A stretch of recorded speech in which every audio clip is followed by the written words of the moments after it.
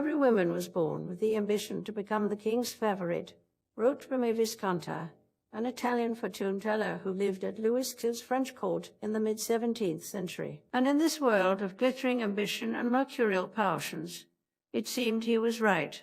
While princesses were bred to be proper and abiding, the mistresses of kings were edified on an entirely different level, pandering to powerful men who were accustomed to having their rigors and nether regions stroked regularly. The chosen lover or mistress and tighter of the king had her work cut out for her, because the king could merely lift the skirts of basically any woman in court. The female who captured his attention had to possess more than just beauty. She needed charm, wit, intelligence, grace, and the ability to foresee what her petulant lover might want next. While kings were often out amusing themselves with other women, mistresses were expected to wait quietly in their apartments, embroidering or planning a gala dinner to entertain their roving lover. Unlike the queen, whose position was cast in stone, the mistress's world was made of flimsier stuff. There would be no peace, no rest, if she hoped to maintain her status, wealth, and influence. And given the magnificence of her position, there was very little she wouldn't to hold on to the shiny pride of the king's attention. When it came to the title of Mistress in Tita, there was no one more distinguished than Madame de Pompadour, the chief mistress of Louis of France from 1745 to 1751. She was the perfect example of a woman who suffered steadily through the various unpleasantries of her role, pandering to her impulsive lover in every way and tailoring her very existence to ensure his pleasure. In private, she often claimed to be used too well by the king, who had a voracious sexual appetite and wanted to roll satin sheets several times a day. But while she loved the attention of the court and king, Madame de Pompadour was mostly frigid, often teetering between sickness and health. Her position was demanding physically, emotionally, and mentally, and she was often exhausted by Louis' expectations. Hoping to stimulate her own libido so as to keep up with the energetic king, Madame de Pompadour began to eat a steady diet of celery, truffles, and vanilla that only succeeded in making her sick. Her desire to heat the blood through less conventional means was common in those days, as many women would do almost anything to remain pleasing in the eyes of their powerful lovers. Unlike many other mistresses who were cast aside once the initial promise of sex and romance faded, Madame de Pompadour was able to transition her relationship with Louis XV into one of friendship and deep confidences. Louis's 18th century French court at Versailles was unlike any other in history, teeming with exquisite luxuries and scandalous affairs.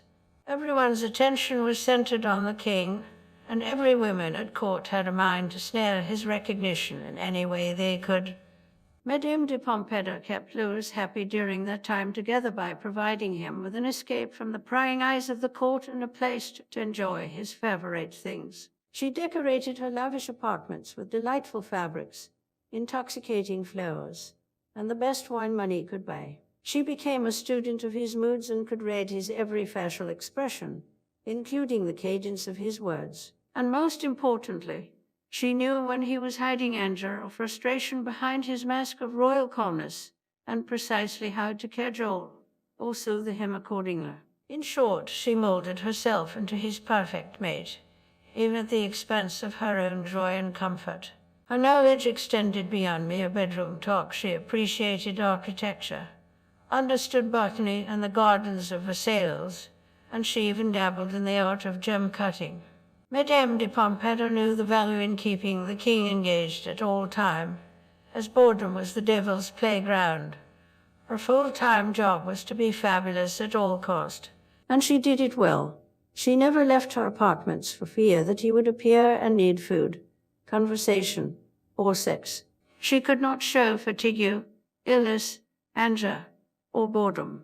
When her young 10-year-old daughter and her father both died within the same week, she did not allow herself to show pain or mourning in case it might upset the king.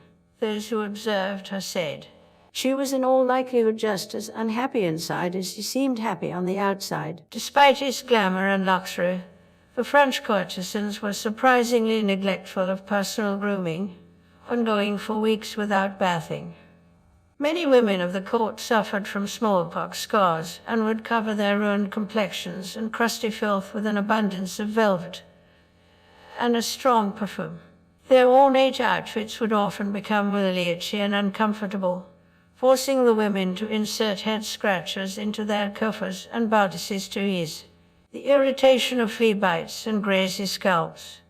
One mistress, in particular, Madame de Barry, who followed Madame de Pompadour after her death as Louis's main squeal, was noted for her particular attention to personal hygiene, something the majority of the king's women had always overlooked. As was noted by the court, she took a rose-scented bath once a day and would deck herself in outrageously expensive dresses made of a fine white material to accentuate her scrubbed neck and even line her décolletage with real diamonds to highlight the beauty of her glowing white breast. In the year 1542, Diane de Poitiers, who was the chief mistress of Henry I of France, was often concerned with how to keep herself fit for a king both physically and intellectually. The competition for ultimate allure in the French court was paralleling, and any women who hoped to enrapture the king had to have a secret beauty regime. Every morning, Diane would take a bracing 3-hour horseback ride to keep her blood and vigor up, all the while wearing a black velvet mask to protect her milky white complexion.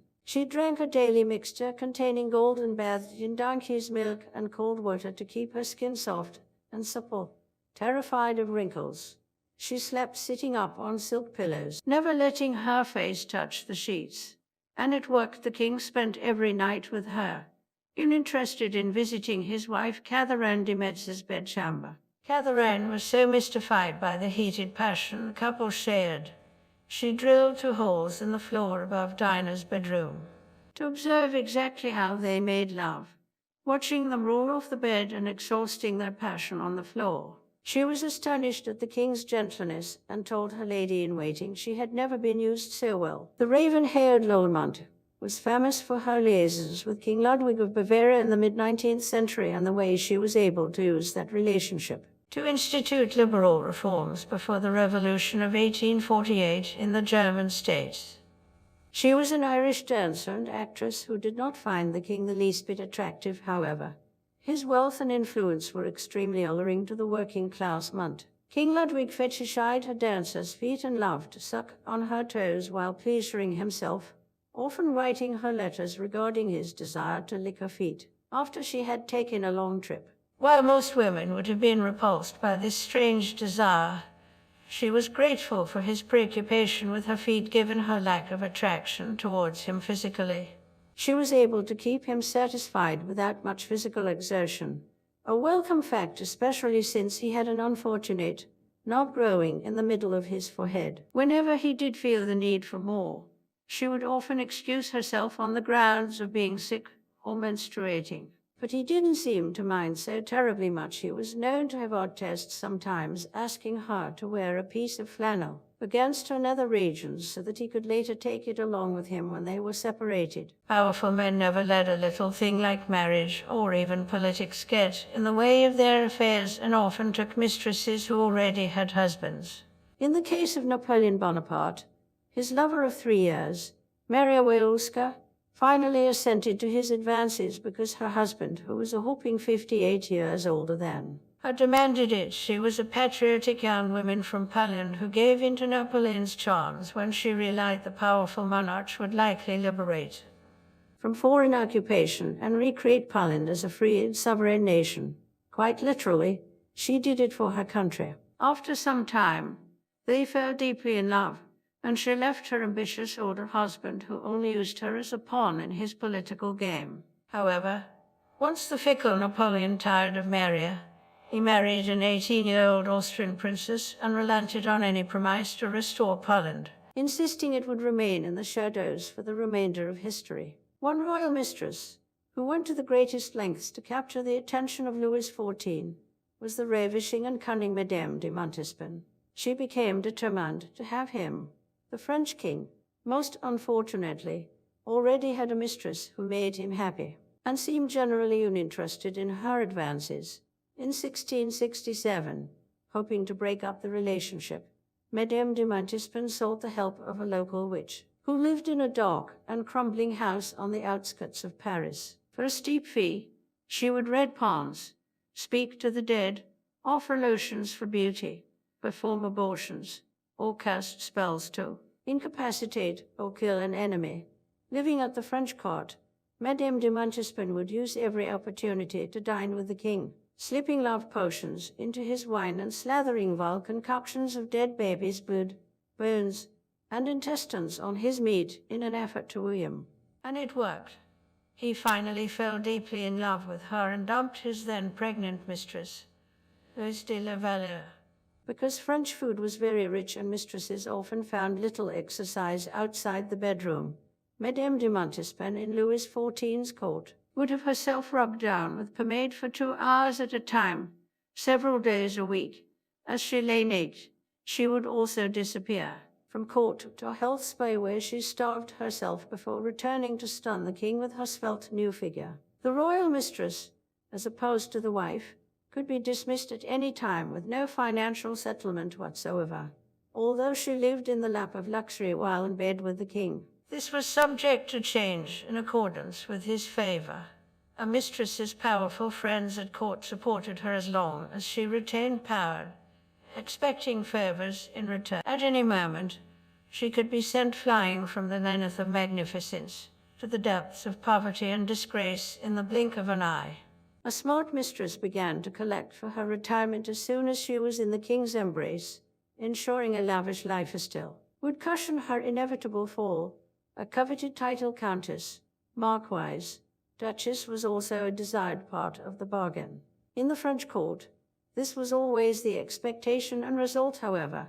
English policies regarding a mistress's wealth were not so generous. In the case of Charles II, his word was law, but his gifts to his royal mistress, Lady Castlemaine, were often blocked by court officials. According to them, Shakespeare's money did not belong in the lining of a mistress's lingerie. Lady Castlemaine was not dissuaded by this belief, however, and convinced Charles to not only give her every Christmas gift he received from courtiers, but helped herself to the king's jewel house in the Tower of London. A mistress, while certainly elevated above the status of a common whore, was still often subject to the scrutiny and criticism of those less chaste, whereas most women conducted their illicit affairs in private. The royal mistress often wore hers as a badge of honor, giving her distinction among the masses.